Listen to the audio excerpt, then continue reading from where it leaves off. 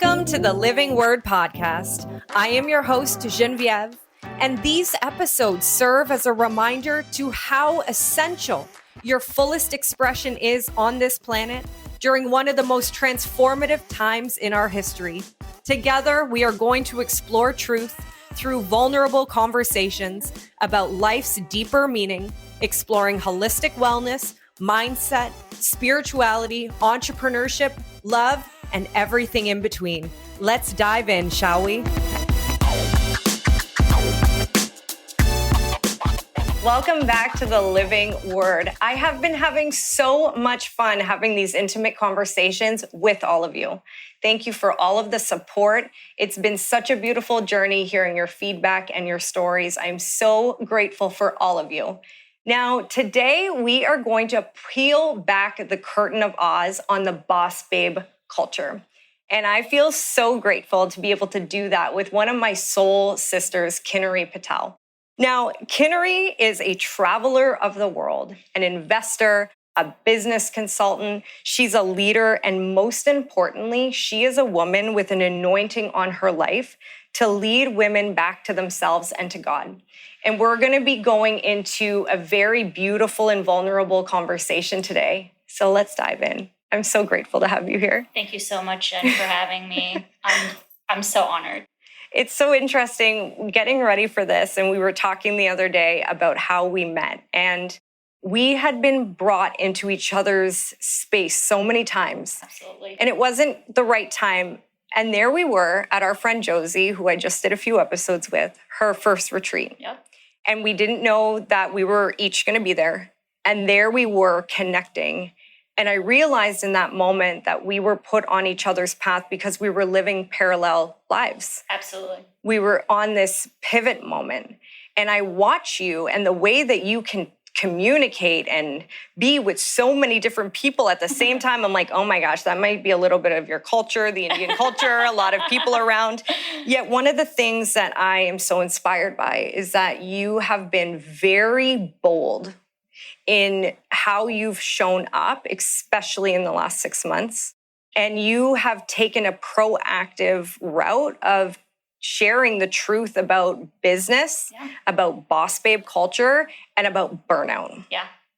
And I think burnout is one of the things that we don't talk about enough. I know for myself in my own career, I was on a very slippery slope several times. Yeah. Where I would work harder, strive more, and no one talked about the side that isn't so beautiful. Absolutely. But there's beauty in it. 100%. So maybe we'll start with you just talking about how are you right now? Because you just came off an incredible journey that we're going to go into, but where are you at right now when I say the word burnout? It seems like it's so far away, a foreign thing. I am so proud of myself. And I'm very grateful for the support I've had throughout this journey to come back to myself, to really know who I am from within and not have what I know now was a severe burnout shadow me anymore. Well, and you say shadow, and I remember you saying that you were so numb to the signs of burnout that it happened. You were on this cycle over and over again. And so what did that journey look like? What were those signs looking back now? Because I know that it's all very clear to you. Yeah. You become so numb to it. It's so hard to even recognize what those signs are until you get a moment to step away from that and be where I'm at right now. 100%. For me, it was doing everything that I thought I had to do that I was told meets society's rules, what I thought were my dreams and what I thought that were things or events or experiences that would bring me happiness, getting there, working so hard getting there and feeling empty from the inside, feeling like there's more to this. This can't be it. I should be feeling more and doing more and more and more of that and feeling less and less and less. And when I started recognizing that, I was like, this is what everybody's burnout journey is different. But I started recognizing this is what my burnout journey is looking like. And I didn't know what to do. I didn't know what to do. Similar to you, I just didn't know what to do. And I was so conditioned to be like, put on a happy face, be grateful for what you have. I come from a family of immigrants. They were so good at hustling, yet they never showed their emotions. They never showed what burnout was for them. So I grew up in this family and surrounded by people that just worked really hard and checked off a lot of boxes and were in survival mode at all times. And I was conditioned into believing that that's what my story had to be. I had to be the person that was first generation immigrant now and working hard and buying the house and buying the car and buying the things and, finding the partner and getting married and having kids and all these things. And I just was like, there has to be more to this. There really has to be more. And because I didn't know what to do, the first thing I did was show so much emotions alone. Like I would literally go and have this happy face at work and be this boss babe at work. Boss babe. Yep.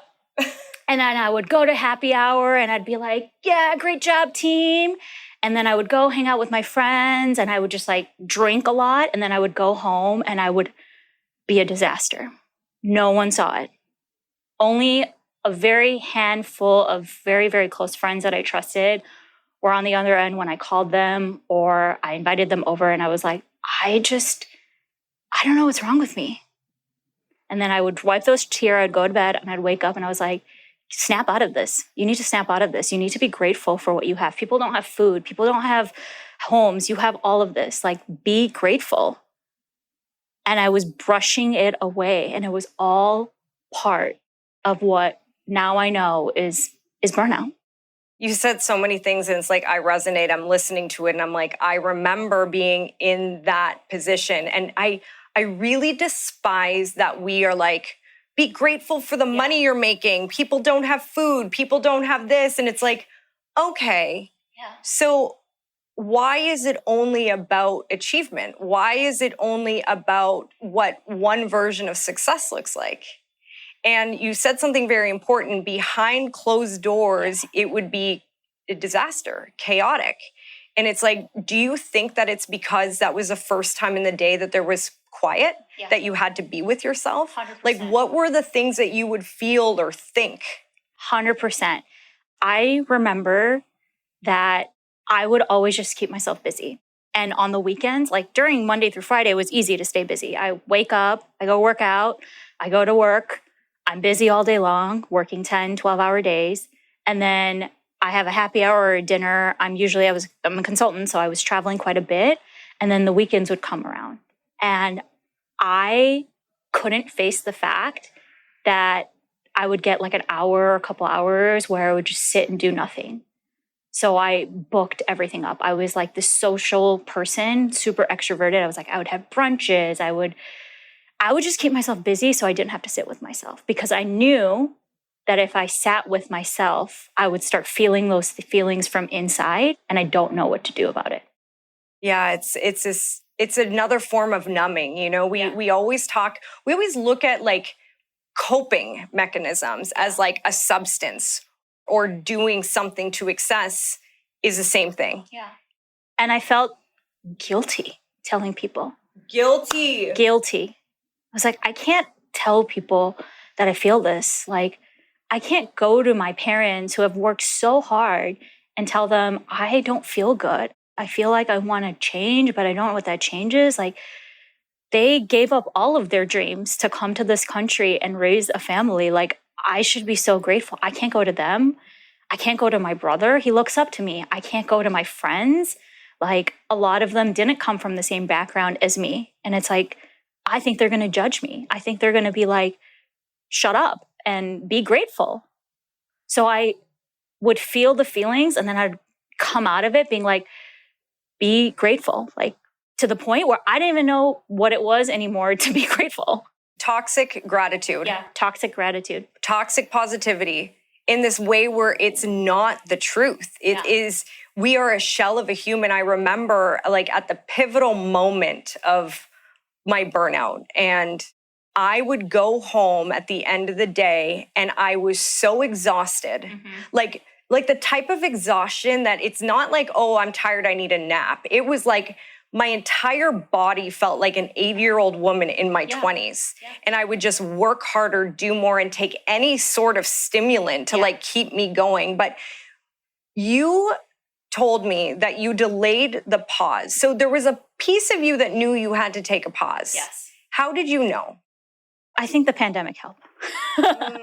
I'm definitely one of those people. I think everybody has their story, but I'm grateful for the pandemic because it forced me to stop traveling. It's forced me to stop going to the office and doing my work from my home and recognizing like, wait, I'm starting to actually feel a little bit different. And I like this change of feeling within me. So how can I do more of this? What was the feeling? Calmness. Ooh. Instead of all the other times, I felt hollow from the inside. Like I had no soul. I had no being inside of me. I was just this person from the outside. I had the heights of my career.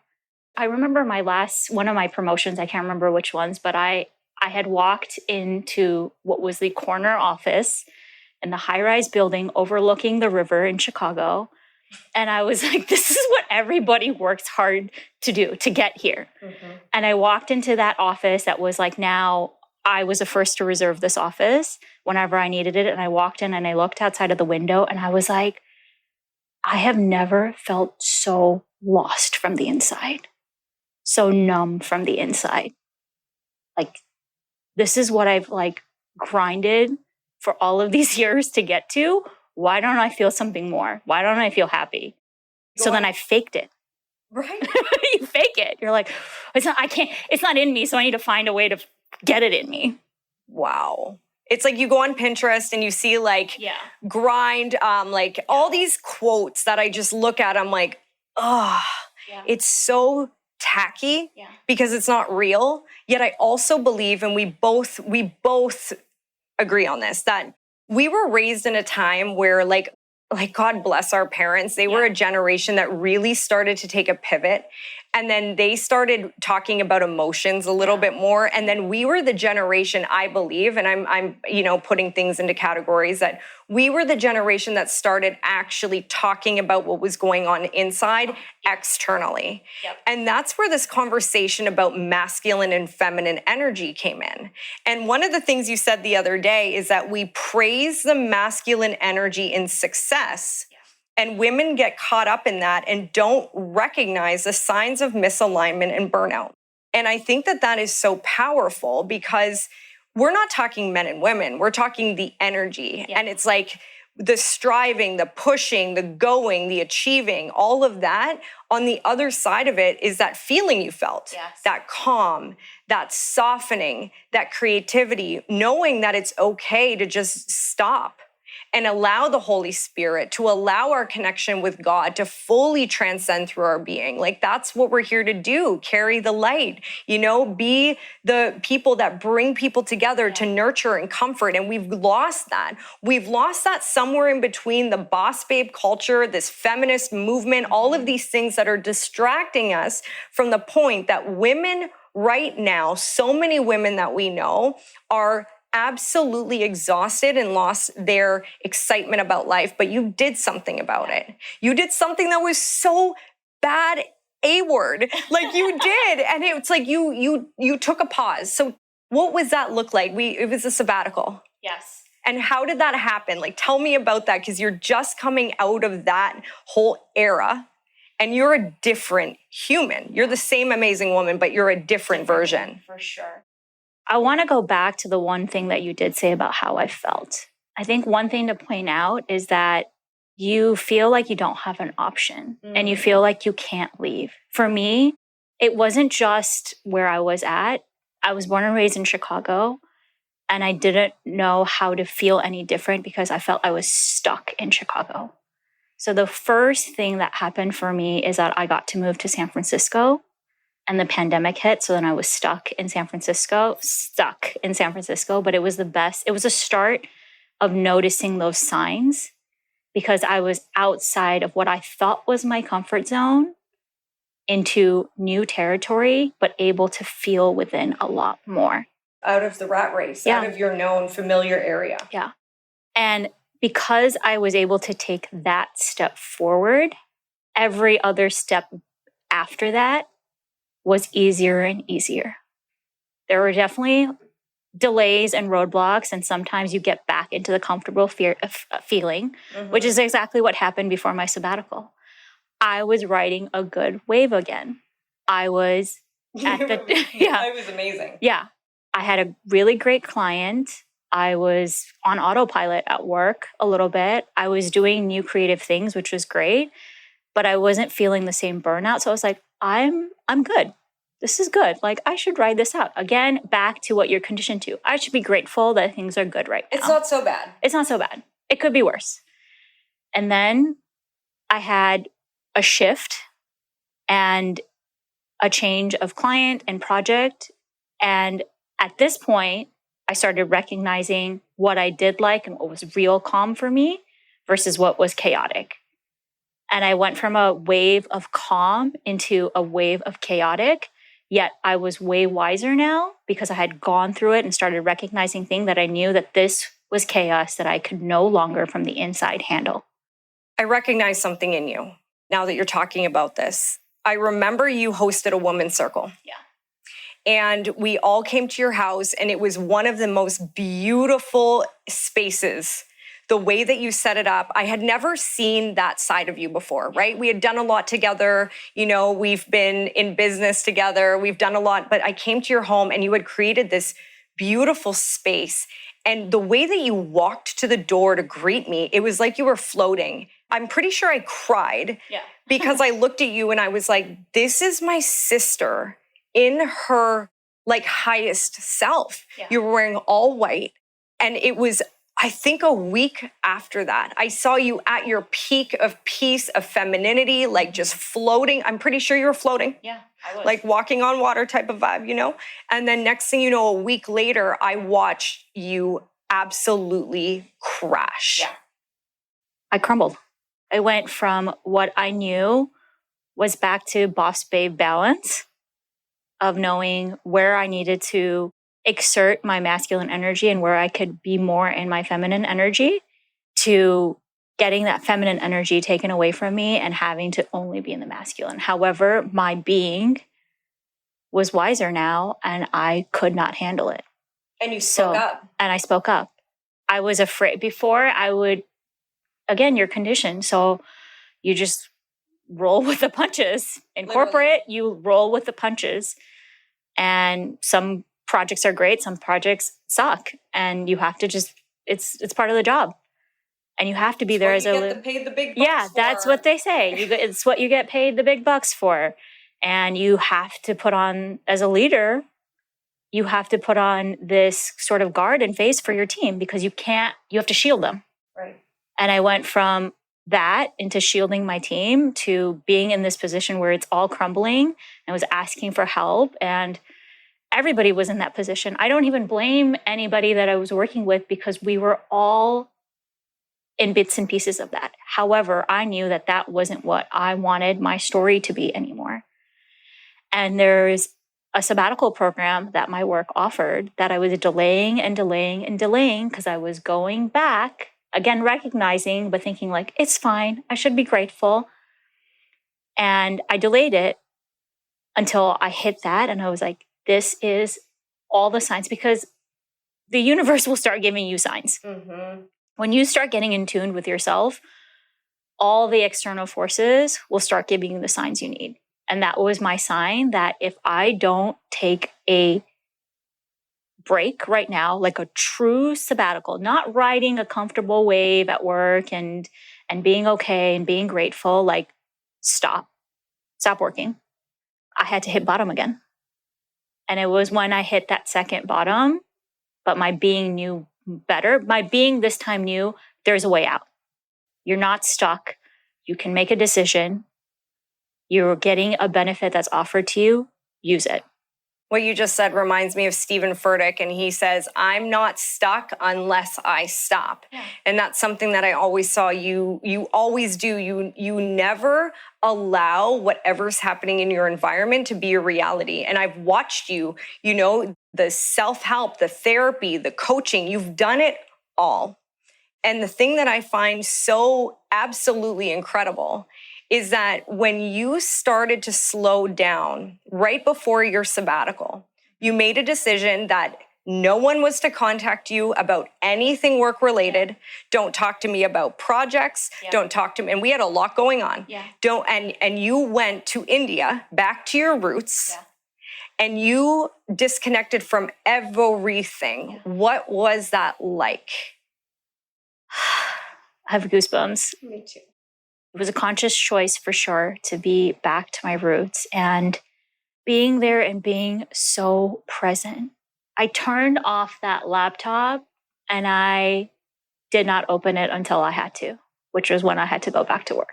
And just being there, just walking on the ground barefoot, spending quality time with my family, with my parents, breathing the air, feeling the spirituality, the reason why people seek going to India. I was there and I was like, this is in my DNA. And now I feel it. Wow. I see a sparkle in your eye as you talk about it. It's amazing too, because I think one of the things we don't talk about is that there's levels of our evolution. Yeah. And we always talk about like raising our frequency, our vibe attracts our tribe, but what does that actually mean? And I truly believe that when we can actually take a look at how we feel inside versus how we're showing up and they don't align, there's something we have to change. Yeah. We either have to change our external reality, which is what you did, so that you could come back to yourself. And one of the things that is very inspiring, if you're open to talking about this, is before the sabbatical, you had this fear of lack. Yeah. You had this fear of running out of money. Yeah. You had a fear of being broke. And it was really aligned with that boss babe culture. And I think this is something that's really important, is that we have this fear that we're going to run out. Yeah. And you stopped completely, took a cut and pay everything, and something happened. Yeah, you start believing that if you stop, everything will stop. But that's just not how the world or nature works. Things don't stop. Right. Things keep going. They keep evolving. And I was in such a lack. I was like, I don't think I have enough saved up. I can't take a sabbatical for too long. Maybe I'll just take a short one. And I made those choices, and it was a choice from the inside too. I had to, because this one part of you will always be the bad guy and start saying the narrative of lack. You can't do this. It won't work for you. All of these things. And I had to shut that voice down and be like, this is for the better me. This is for me to step into my higher self and to do the work I'm really aligned to do now, which I know, but now I got to take the action. And I had signed up for a 90-day sabbatical, which is a max that my work allowed.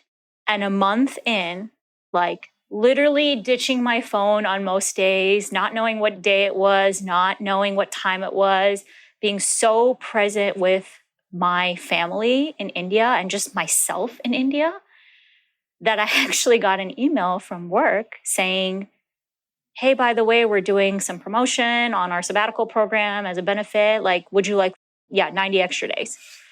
And I was like, what? And, oh, by the way, we're also giving a higher stipend. And what's a stipend for us non-corporate people? So you don't get your full pay. Some companies, which I was fortunate that my company offered this, is they give you a shorter or smaller pay of your paycheck for the month that you're off. Wow. Was that not the clear sign? Yeah. I saw that email and I literally had to put the phone down and I was like, this can't be real. I'm like, this can't be real. Really, universe? And then I calmed down and I picked up the phone and I was like, nope, this is from HR. And it's double in the pay per month. And I get 3 more months. So instead of, and that was the difference, right? Because I was very grateful, but in a place I was in a better place. And so that gratitude was different. When you're grateful and it's forced and you're not in a good place from the inside, that gratitude doesn't count. When you're in a better place from the inside, everything you do has a different impact and a different message to the universe. So because I was in such a different place in my burnout mode, that gratitude obviously came back with the answer of like, you deserve more time out. You're worthy of more time off. And this lack that you had of how am I going to pay the bills is being taken care of. Wow. And that's the power of trusting and surrendering. I think that's such a powerful real life example of, because I know you, like we're best friends, like I've seen it. And it's like in that mode and you were like, I'm looking for a partner and I want to do this and I want to host retreats and I want to do, and all these wants, but deep down there was lack, like I'm not worthy, I don't have enough, I'll never have enough. And so it was actually creating this like chaotic cyclone of like everything you didn't want showing up. Yeah. And then the moment you paused, everything you ever had dreamed of wanting started to show up in a very quick amount of time. Yeah. So if that's what happened to you, like what would you say? Because I know that you are very passionate about coaching women in this similar position. Like now that you feel and have experienced what you did in the power of the pause, and seen these miracles that happen and that there is an abundance and that there is no lack in the world unless we create it in our own mind. Absolutely. What would you tell another woman? What would you tell yourself even 5 years ago based on what you know right now? Your feelings are valid. And the minute you start feeling that you are not who you know from the inside, raise your hand and ask for help. And it's okay to ask for help. We have created this false story, especially in the boss babe culture, that we have to do it by ourselves, that we can't ask for help. We have to be this leader at work and then be this mother, this wife, this daughter, this everything. And we should feel guilty if we ask for time for ourselves or ask for help for ourselves, because we have to put on the show for everyone else. And I'm telling you right now, that's the number one mistake you'll make. Asking for help is hard. It is very hard, but that's, if you want to be the change, that's the first change you need to make. When you start seeing signs, when you start feeling signs of this doesn't feel right, or it's like, I don't want to feel like this. Maybe you don't even know the signs. And you're like, if you go to bed and you're like, I don't feel good, and that comes up the next day and the next day, say something. Say something.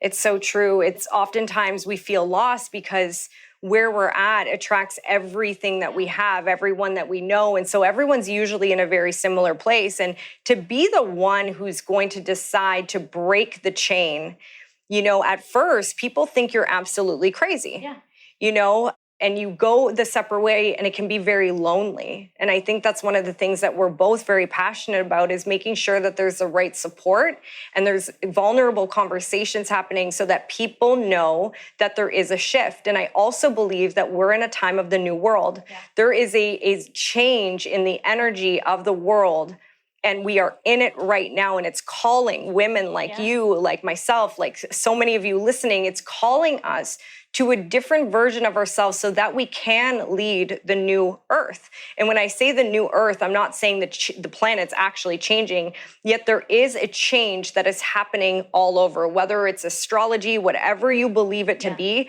there is a shift happening and more people are claiming this sovereignty of having choice.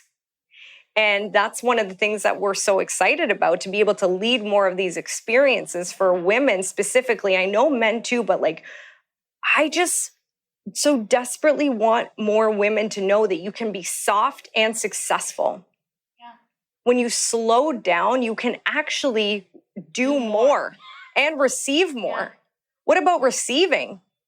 Were you always like, yeah, I'm worthy of this? Was that something that was natural to you? No. No. No, absolutely not. I was never taught that. I was taught that you get it and you have to be grateful for it. Not that you're worthy of it, so you're getting it. Right. Money doesn't grow on trees. Yeah. And what you said was so beautiful, because it was exactly what my reality was. Where I was at, all of my closest friends, like I mentioned, when I was calling And talking to those people that I felt comfortable with, it's because they were in the same place as me. They were going through their own journey of burnout. And you walk away and you're like, I'm going to make some different choices. And it's scary, but I want to promise everyone that if you make that step, the universe has a bigger plan for you, and you're going to be filled with people that are aligned. There was not a single moment that the loneliness was an illusion that I had inside, because around me, I started very, very quickly getting the right people that were aligned to the path, such as yourself. It delivers. Yeah. And, we're both before the pause, the sabbatical, the rebirth. Yeah. We were really focused on helping women, high performers, like biohack their minds and bodies. Yeah. Like, how do we care for ourselves so that we can do this? Because that's a story for another day. Yet a lot of the time we are running on fumes. You even said like you wouldn't even eat. You were drinking coffee all the time because you didn't have time, which is also an illusion.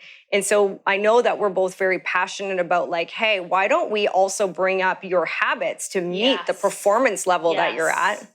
And then on the other side of that right now, I know that you are on a God-given mission to coach other women who are in a similar position, be able to make a pivot before they have to wait too long. And you've done so many certifications, so many retreats, so many courses, like unbelievable amounts of learning. And you've put it into practice by being prepared to go first and teach people away.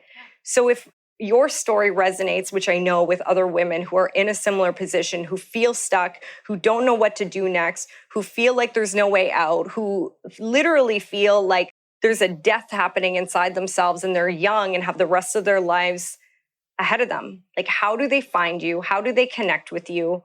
Where can they come and talk to you? They can find me on Instagram or LinkedIn and just send me a message saying, let's connect. That's all I need. Because the beauty of this and the work that I want to do is be able to create these custom packages and custom coaching and custom mentoring for people that need it. Because it doesn't have to be just women helping women. It's women who are helping other women who are leaders help their teams. And that team could be of women, of men. You're going to have ripple effects as long as you make the choice of making a change. And the change has to start with yourself. I knew I had to make changes in the choices I was making and invested in myself so that I could be a better leader in whatever it is that I do, whether it's at work, whether it's other things that I do. And so come find me and let's have a conversation on how we can make that change for you.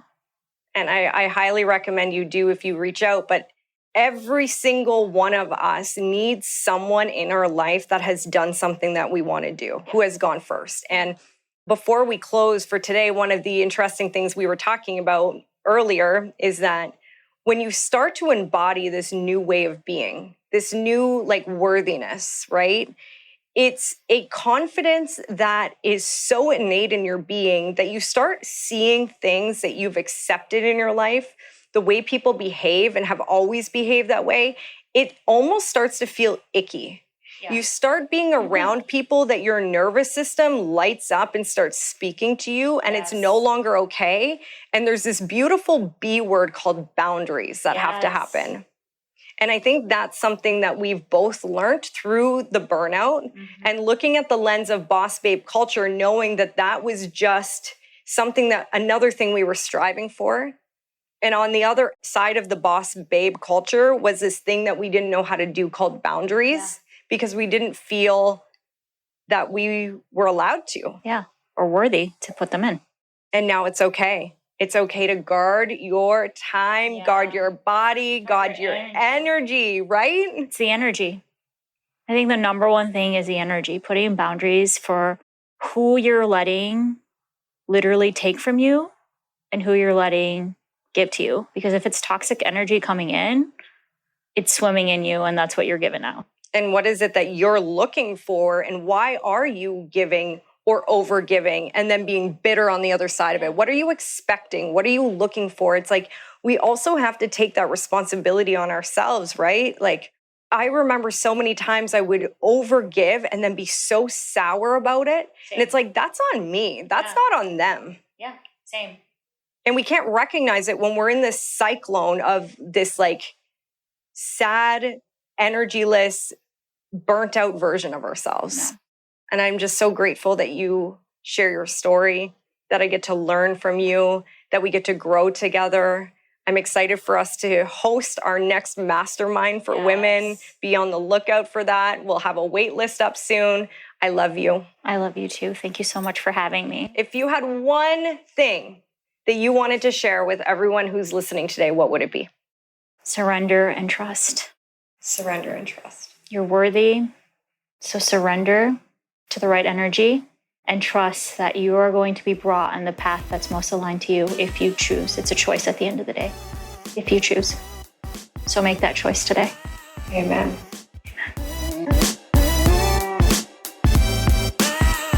Thank you so much for joining me on the Living Word podcast today. My hope is that you have something new or a remembrance that you can apply in your life right now. Isn't that the whole point of us learning and growing? To take new understandings and alchemize them through our own human experience? Please like and leave a comment or review if you enjoyed this episode, and share it with people in your life who would benefit from hearing it also. And make sure you subscribe to the Living Word podcast on your favorite platform and be the first to know about upcoming episodes. Sending so much love and gratitude to be on this journey together. See you soon.